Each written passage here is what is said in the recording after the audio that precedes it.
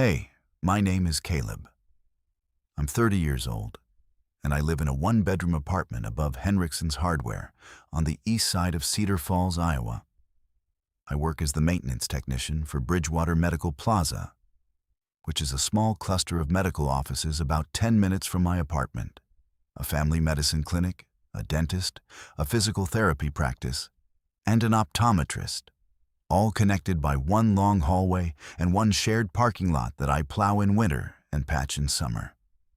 My job is to keep the building running. I fix the heating units when they rattle. I replace ceiling tiles when they stain.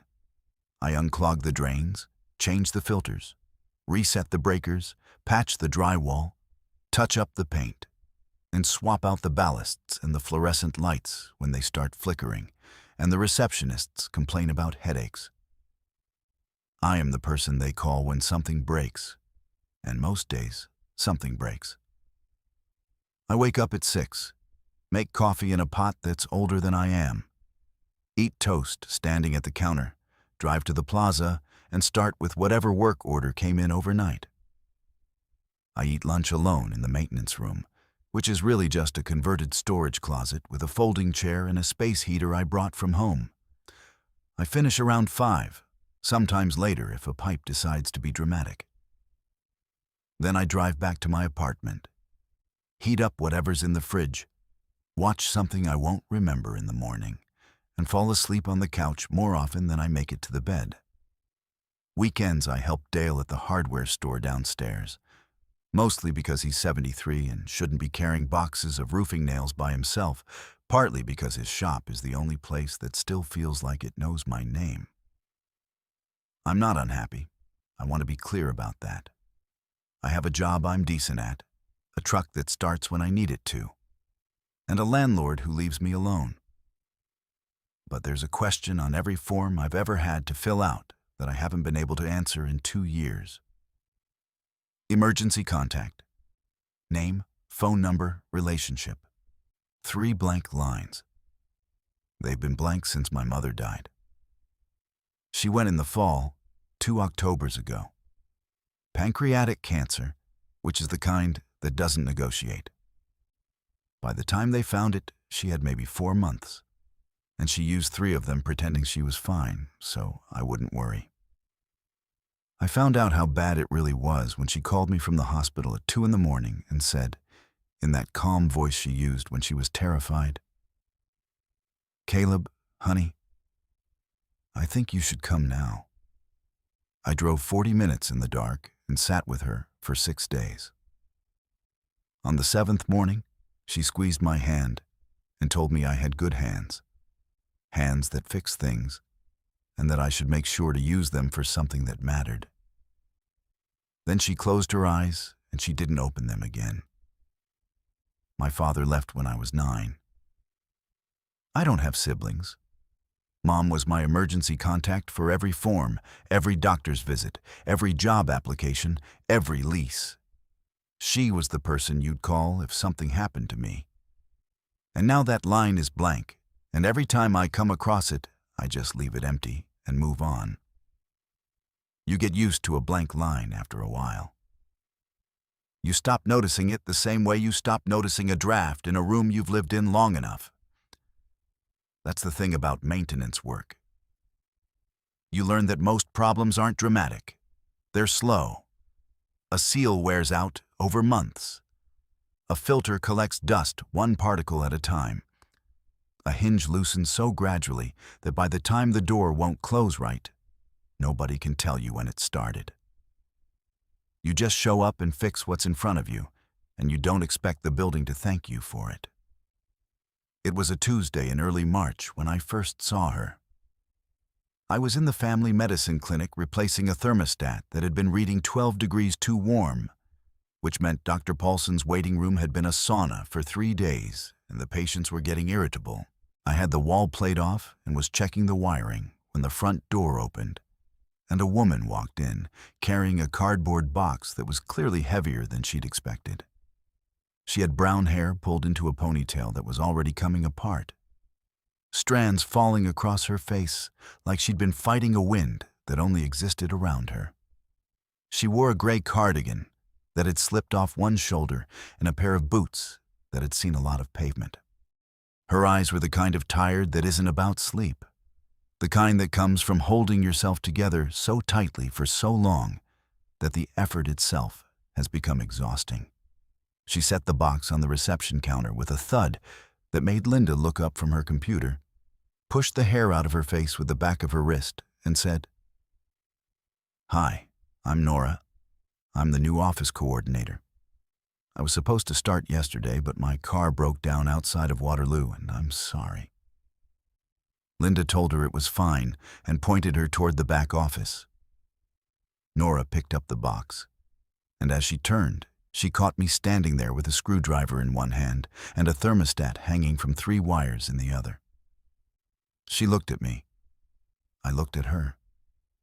She said, "Is the building falling apart already, or is this a good sign?" I told her the building was always falling apart. That was the whole point of me. She almost smiled at that, but it didn't quite land. She was too tired for it to land. She carried the box down the hall, and I went back to the thermostat. And that was the whole of it. Over the next 2 weeks, I saw her in the way you see anyone who works in the same building, in hallways, in the break room, at the copier that jams every 3rd Tuesday like clockwork. She was always moving, reorganizing the filing cabinets that hadn't been touched since before I started, updating the patient intake forms that still listed a fax number nobody had used in 5 years, calling vendors about the waiting room chairs that had been cracking since last summer. She did all of this with a kind of focused intensity that made it seem like if she stopped moving, something would catch up to her. I almost didn't talk to her beyond the usual nods and good mornings. She had her work and I had mine, and the building was big enough that our paths only crossed when something needed fixing in her area, which was more often than you'd think because the family medicine wing had the oldest plumbing in the complex. The first real conversation happened because of a sink. The bathroom faucet in the staff restroom had been dripping for a week, and when I finally got to it, I found the valve seat was corroded so badly I had to replace the whole assembly. I was on my back under the sink with parts spread across the floor when Nora came in, saw my boots sticking out, and said, "Should I come back, or are you going to be under there all day?" I told her it depended on whether the building cooperated. She leaned against the door frame. "How long have you worked here?" 4 years. "And does the building usually cooperate?" "Never once." She laughed. It was a short laugh, like she'd surprised herself with it. And then she went quiet for a moment. She said, "I have a dumb question." I told her most of my job was dumb questions, and she shouldn't feel special about it. She said she was trying to find the supply closet because she needed toner and nobody had told her where anything was. I slid out from under the sink, wiped my hands on my jeans, and walked her down the hall to the closet that's behind the mislabeled door that says, "Electrical, do not enter." She looked at the door and looked at me. I said the label was there when I started and I never got around to changing it. She said, "So you're the maintenance guy who doesn't maintain his own signs." I said that was a fair point. She took the toner and left, and I went back to the sink. 3 days later, she stopped me in the hallway and asked if I had a minute. She was holding a clipboard and a pen, and she had that look people get when they're about to ask something they don't want to ask. "I'm filling out my employee forms," she said. "Insurance, tax stuff, the usual. There's a line for emergency contact, and She paused, tapped the pen against the clipboard twice. "I don't have anyone to put." I didn't say anything right away because I knew exactly what that pause meant. I knew the weight of looking at those 3 blank lines and understanding that they aren't just a form. They're a mirror. "I know it's weird," she said quickly. "I just moved here. I don't really have... my situation it's complicated. I was going to leave it blank, but Linda said they really need someone on file for liability reasons, and I don't. You can put me, I said. She blinked. What? Put my name, Caleb Ward. I'm here every day anyway. If something happens, I'm probably the first person who'd know. She stared at me for a long moment, and I could see her trying to figure out if I was being kind or being careless, and I could see her deciding it didn't matter because she needed a name, and I was offering one. She wrote it down. Then she said, "Thank you. Thank you." She said it the way you thank someone for catching something you dropped, quick and a little embarrassed, and she went back to her office. I stood in that hallway for longer than I needed to, because the truth was that I knew why I'd offered. It wasn't just practical. It was the fact that she'd looked at those blank lines with the same expression I see in my own bathroom mirror every time the clinic sends me updated forms. I recognized it. And recognizing something in another person that you've been carrying quietly inside yourself is a dangerous thing. Because once you've seen it, you can't unsee it. And once you can't unsee it, you start finding reasons to be in the same room. That's what happened over the next several weeks. I found reasons. The thermostat in her office needed recalibrating. The drawer on her filing cabinet stuck. The outlet behind her desk was loose. Half of these things were real problems, and the other half were problems I could have fixed in 2 minutes, but stretched to 10 because she'd talk to me while I worked. She'd tell me about the mess the last coordinator had left. Misfiled insurance claims, expired supply contracts, a waiting room magazine subscription that hadn't been updated since 2019. She told me these things with the same dry precision she brought to everything, like the chaos was personally offensive to her, and she was going to fix it whether anyone noticed or not. I noticed. One afternoon, I was replacing a light ballast in the hallway, and she came out of her office carrying 2 cups of coffee from the machine in the break room. She handed me one without saying anything. I said, "Thank you." She said, "You've been flickering for 20 minutes. I figured you needed it more than the light did." I laughed, and she almost smiled again, and this time it landed a little closer. She was good at her job in a way that surprised people who looked at her and saw someone young and tired and new. Dr. Paulson's office had been bleeding money on duplicate supply orders for years. Nora found it in her second week, built a tracking spreadsheet on her own time, and saved the practice $1,100 in a month. She handled a patient who came in screaming about a billing error with a calm so steady that even Linda, who had been at that front desk for 16 years, looked impressed. When the physical therapy practice next door had a scheduling software crash, Nora walked over and rebuilt their calendar from the paper backup logs in an afternoon because, she said, she'd worked in a medical office before, and she knew what the backup should look like. She did all of this without asking for credit or waiting to be thanked. And I understood that behavior because it was exactly how I operated. You fix the thing because the thing needs fixing. And if nobody notices, that's fine, because the thing is still fixed. The emergency contact detail became a quiet thread between us. A week after she'd written my name, she passed me in the hallway and said, "I realized I don't even have your phone number." What kind of emergency contact doesn't have a phone number? I gave her my number. She texted me that evening, just a test message that said, "This is Nora, confirming you exist." I replied, "Confirmed." She sent back a period, nothing else. I stared at that period for an unreasonable amount of time. There was an evening in mid-April when I was working late because a pipe had burst in the ceiling of the optometrist's office and the cleanup took hours. Nora was also there late, catching up on a backlog of claim forms. By the time I finished, it was nearly 8 o'clock, and the building was empty except for the two of us. She found me in the maintenance closet, sitting in my folding chair with my hands still damp, eating a granola bar that I'd found in my toolbox. "That's a sad dinner," she said. "It's not dinner. It's a granola bar. That's what makes it sad." She sat on an upturned bucket near the door, and we talked for an hour.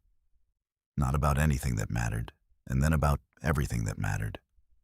She told me she'd moved to Cedar Falls from Des Moines. She'd left in January, middle of winter, drove through an ice storm with everything she owned in the back seat of a Honda that burned oil. She said it like she was telling me about a commute. She didn't say why she'd left. I didn't ask. You don't ask someone who drove through an ice storm in January why they were running. The weather tells you it was serious. I told her about my mother. Not the dying part, the living part. How she used to leave notes in my lunchbox even when I was in high school. How she called every building I ever fixed Caleb's building, like I owned it. How she once drove 2 hours to bring me soup when I had the flu, even though I was 26 and perfectly capable of making my own soup, because she said soup from your mother heals different, and she wasn't wrong. Nora was quiet for a while after that. Then she said, "She sounds like the kind of person who'd be really good to have on a form." She was the only person on every form I ever filled out. And now the line's blank. She nodded slowly, looking at the floor. "Mine too. Before you." We sat there in the maintenance closet with the fluorescent light buzzing above us. And I understood that we had just told each other something important without quite saying it. Two people with blank lines. Two people who had learned to carry things alone and call it fine. The closet smelled like pipe solvent, and the bucket she was sitting on had a crack in it, and none of it was romantic in any way you'd recognize from a movie. But it was the most honest I'd been with anyone in 2 years. And I think it was the most honest she'd been in longer than that. After that night, things shifted. Not dramatically. Not in any way that someone watching from outside would have noticed. But I noticed, and she noticed, and Frank noticed. Frank was the building's previous maintenance technician. Retired now, 67 years old, with a bad knee and an inability to stop showing up. He came by the plaza 2 or 3 times a week to check on things, which mostly meant drinking coffee in my closet and telling me I was using the wrong wrench. He'd known me since I started, and he'd known my mother. They'd gone to the same church. He was the closest thing I had to a person who kept track of me. One morning, Frank was in the closet when Nora knocked on the open door to tell me the hot water in the staff kitchen was running cold. She saw Frank, introduced herself, and they talked for a few minutes while I gathered my tools. After she left, Frank looked at me with the expression of a man who has been alive long enough to see everything once and is now watching it happen again. "She's a good one," he said. "She's the office coordinator." "Uh-huh. And you're replacing a water heater element with your best shirt on." I looked down. It was my best shirt. I hadn't even realized I'd put it on. Frank sipped his coffee and said nothing else, which was his way of saying everything. The weeks between April and June were the weeks where I stopped pretending I wasn't looking for her. I'd finish a job in the dental office and loop past her door on my way back. I'd eat lunch in the break room instead of my closet, because she ate there at noon. I brought her coffee once and then twice, and then it became a thing that neither of us acknowledged as a thing, which is its own kind of conversation. She brought me a sandwich one day, turkey and Swiss on sourdough, cut diagonal, wrapped in wax paper like a lunch her mother might have packed. She left it on my toolbox without a note. I knew it was from her because nobody else in that building would think to cut a sandwich diagonal for a maintenance man. I found her that afternoon and told her it was good. She said, You looked like you were going to eat another toolbox granola bar, and I couldn't watch it happen again." I said her concern for my nutrition was noted. She said someone had to keep the maintenance guy maintained. That one landed. We both felt it land, and neither of us said anything about it. In May, she asked me to help her move a bookshelf. The office had a heavy oak shelf that the previous coordinator had placed against the wrong wall, blocking a vent I'd been meaning to uncover for months. We moved it together on a Thursday evening after the clinic closed. It was heavier than either of us expected, and she grabbed her end with a grip that was stronger than she looked, and we shuffled it across the room like two people carrying a couch up a staircase, communicating in grunts and short words. When we set it down, she stepped back and looked at it critically and said, "It's not level." I checked. She was right. It was off by a 1/4 inch on the left side. I shimmed it with a folded piece of cardboard, and she watched me do it, and then she checked it again and said, "Better. But that cardboard's going to compress in about 3 months, and you'll have to do it again." I asked her how she knew that, and she said her father had been a carpenter before he got sick, and she'd grown up watching him level things, and she knew what a shim looked like when it wouldn't hold. That was the first time she mentioned her father. She caught herself saying it and went still for a second, the way a person does when they've accidentally opened a door they meant to keep shut. I didn't push. I just said the cardboard was temporary, and I'd bring a proper cedar shim on Monday. She said, "Cedar." I said, "It holds." She said, "I know. My dad used cedar." And then she picked up a box of files and went back to organizing like the conversation hadn't happened. But I could see her hands shaking slightly, and I pretended I couldn't. The night everything became clear was a Wednesday in the first week of June. I'd stayed late again.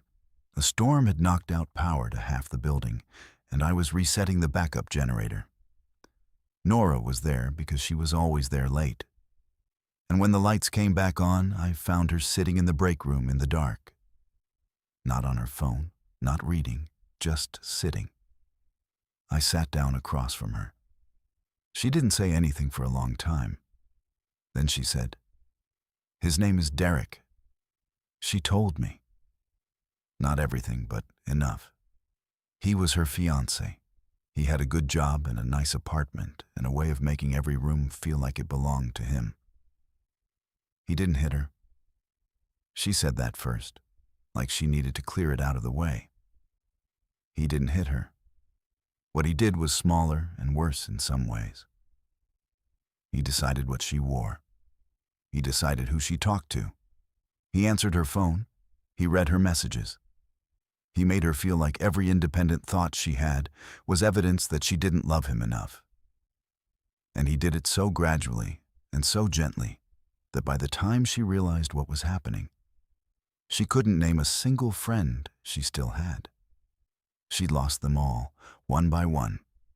So slowly she didn't notice, until she was filling out a form at a new job and realized there was no one to call if she stopped breathing. "That's why the emergency contact line was blank," she said. "Not because I'm new in town, because I spent 4 years letting someone convince me that he was the only person I needed, and when I finally left, I looked around and there was no one."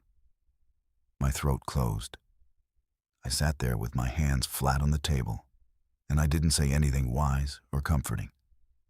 I said, "My line's been blank for 2 years. Different reason. Same feeling." She looked at me. "Your mom. She was it. She was the whole list." Nora reached across the table and touched the keyring clipped to my belt loop. She didn't know what it was. It was a small brass keyring my mother had given me when I got my first apartment. Nothing special.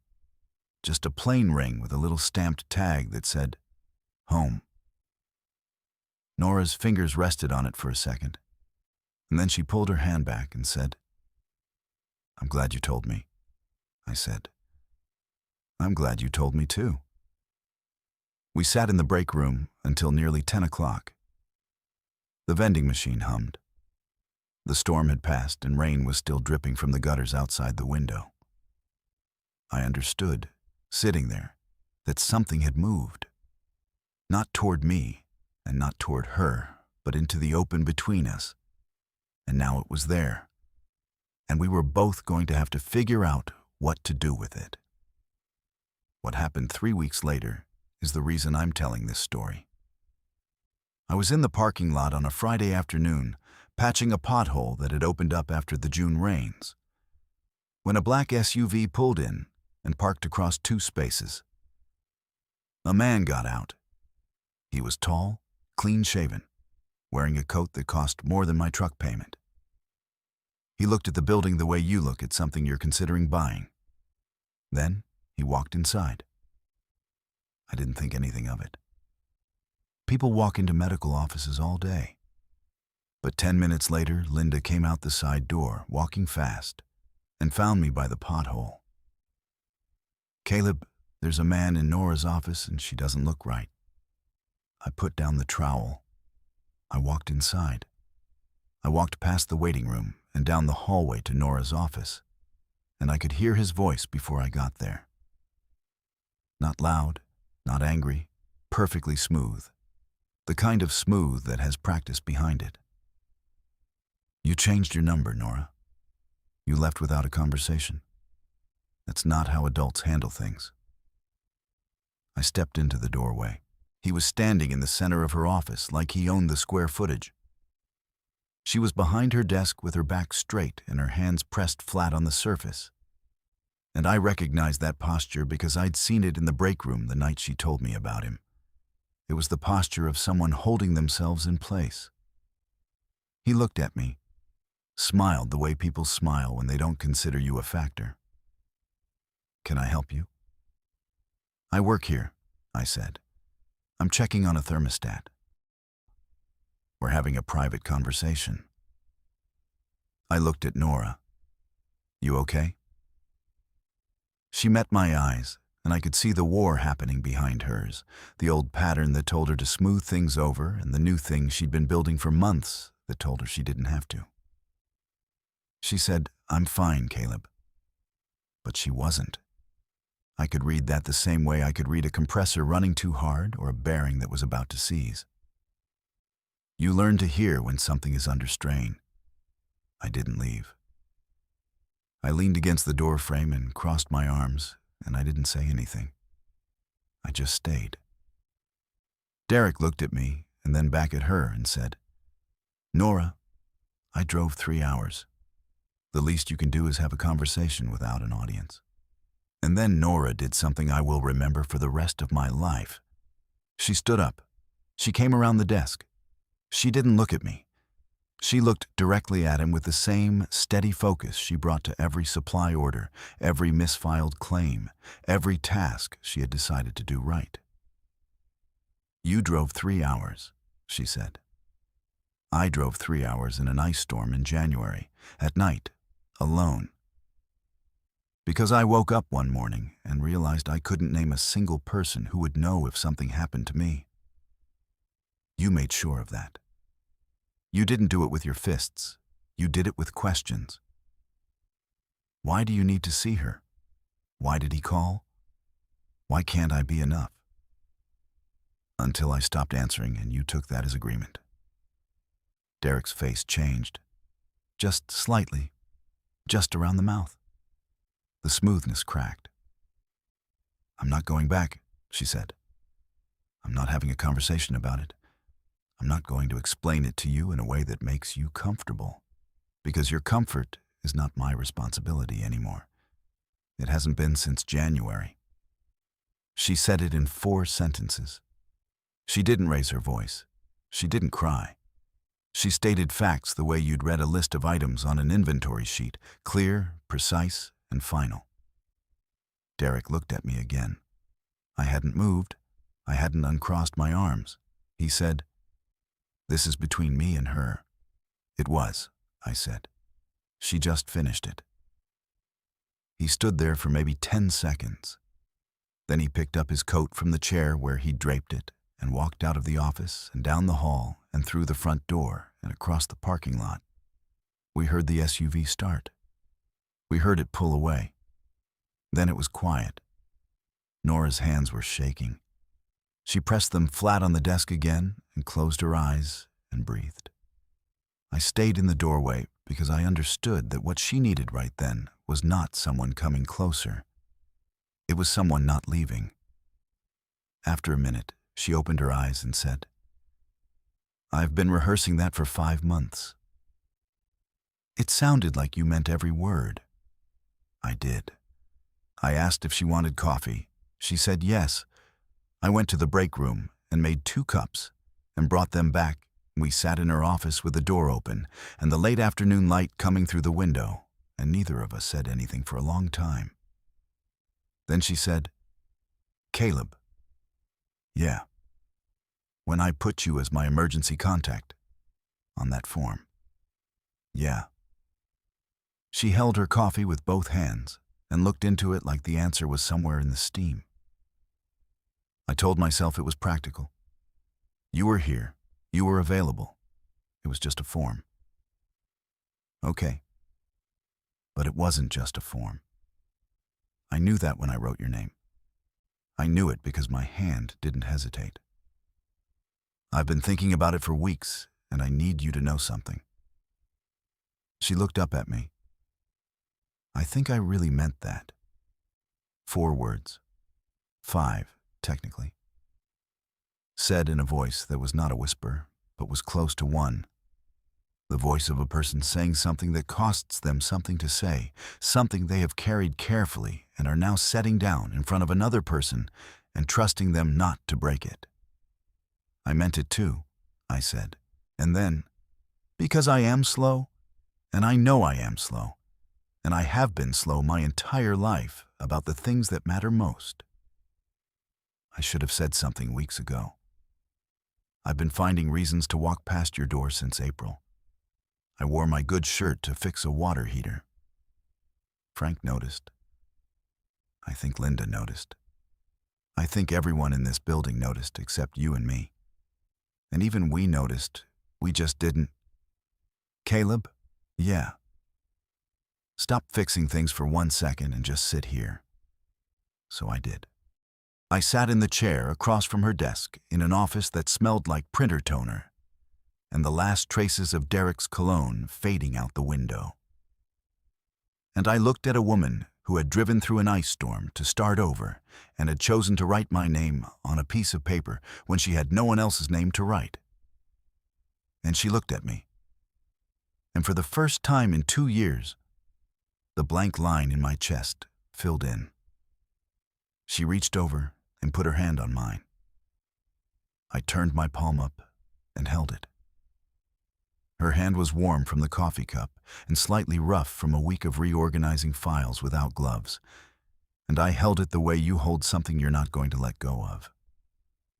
6 months later, the plaza looked the same from the outside.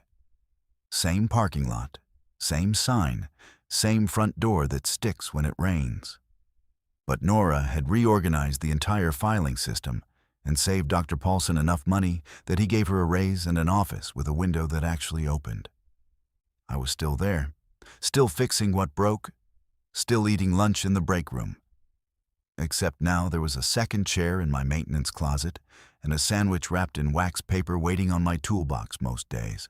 Cut diagonal, always diagonal. We didn't move fast. Nora had spent 4 years moving at someone else's speed, and she needed to move at her own. And I had spent 2 years sitting still, and I needed to learn how to move at all. We had dinner on Thursdays. She came to Dale's hardware store on Saturdays and helped him organize the fastener aisle while I stacked boxes. And Dale told her she was the first person who'd ever gotten the metric and imperial screws into the right bins. She met Frank on a Sunday morning when he showed up at the plaza to check the gutters, and spent 45 minutes telling her stories about my mother that I hadn't heard. And Nora laughed at every one of them and asked questions that made Frank's eyes go soft with the pleasure of someone who finally gets to talk about a person they loved to someone who wants to listen. In September, I updated my employee forms. I sat in the break room with a pen, and I looked at the line that had been blank for over 2 years, and I wrote her name. Nora Chen, her phone number, and in the box marked relationship. I paused, because there isn't a word on a standard form for the person who chose you when they had no one. The person who put your name on a line that means, this is who I trust with my life, before either of you had the courage to say what that meant. I wrote partner and moved on. She found the form on my desk a week later. She didn't say anything. She just stood in the doorway of the maintenance closet with the paper in her hand and her eyes bright and her mouth pressed together the way it gets when she's trying not to cry. And she said, "You filled it in. I filled it in." "About time," she said. And then she said, "I'm glad it's me." Frank came by that afternoon. He saw the form on the counter and read it and looked at me and said, "Took you long enough." Then he said quieter, the way he says things that are true, "Your mother would have liked her. She would have said this girl's got her own tools." That's the thing I think about now. On the nights when Nora is in the living room with a cup of tea and I'm tightening a loose hinge on the kitchen cabinet, and the apartment is warm and full of the small sounds of two people who have each other's names on the line that matters. I used to think that the blank space on a form was just paperwork. I used to think that the reason it hurt to look at wasn't the form itself, but the absence it represented. No one to call, no one who'd come, no one whose voice the hospital would hear at the other end of the line. And that's true. That is what it means when the line is empty. But what I didn't understand, what I couldn't have understood until she stood in a hallway with a clipboard and a pen and a pause that lasted 3 seconds and contained her entire life, is what it means when the line is full. It doesn't mean someone will come if you're hurt. It means someone already came. It means they showed up before the emergency, before the form, before you even knew to ask. It means they were already there, fixing the thing next to you, handing you coffee, cutting a sandwich diagonal because they noticed you were hungry. I had once believed my life would only ever be empty rooms and work orders and the slow, honest labor of keeping a building standing for people who never thought about the man behind the walls. But Nora stood in a hallway and wrote my name when she had no one's name to write. And in that small, ordinary act, she told me the truest thing anyone has ever said to me. She chose me before she knew she was choosing. And when she finally said it, sitting in her office, holding her coffee, looking at me with those steady, tired, certain eyes, she said it the way you say something you've known for a long time and are only now letting yourself believe. I think I really meant that. She did. And so, it turned out, did I?